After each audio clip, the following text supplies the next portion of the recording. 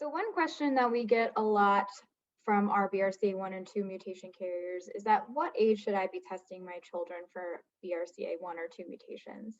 And there's a lot of different things that you could take into consideration when making this decision, but one thing to keep in mind is that we typically do not test minors for BRCA1 or 2 mutations because there are no childhood cancer risks associated with these mutations.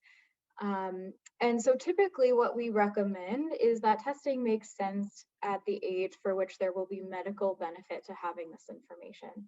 So for example, for females with BRCA1 or 2 mutations, we typically start breast cancer screening around age 25.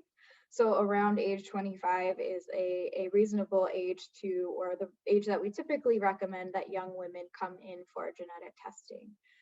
Another reason to not necessarily test women at younger ages is that it can be anxiety provoking for a 19-year-old, for example, to find out that she has a BRCA1 or 2 mutation, but that we're not going to be doing any sort of screening until age 25.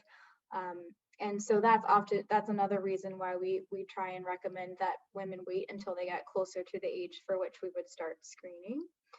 And for men, the age of medical benefit is closer to age 35 or 40, so it's not until later in life. And so if they want to be tested in their 20s or their early 30s, that they're definitely able to do so, but it's just important to keep in mind that we won't be doing anything differently for them until age 35 at the youngest. And the last thing to keep in mind is this question that we get about genetic discrimination. So if I test positive, is my insurance company going to use this against me in any way? And so there is a federal law in place called GINA. It stands for the Genetic Information Non-Discrimination Act. And this law protects from your health insurance or an employer using genetic test results against you in a negative way. It does not offer any protection against any luxury insurances, so things like life insurance, long-term care insurance, disability insurance. If people already have those policies in place when they get genetic testing, then genetic test results are not going to play into that.